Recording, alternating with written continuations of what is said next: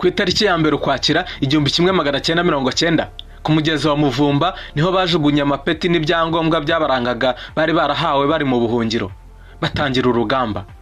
Izo ngabo ntizoroheye n'urugamba kuko ku munsi wa kabiri w'urugamba wari umugaba w'ingabo za RPA Major General Fred Gisa Rwigema yahise araswa.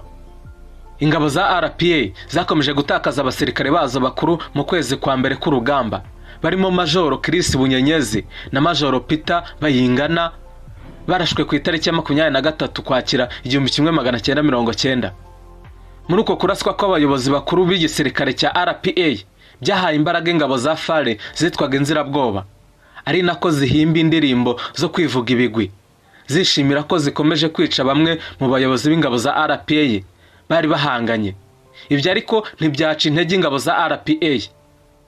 Kuri urwo rugamba Gisa Fred Rwigema wari uyoboye urugamba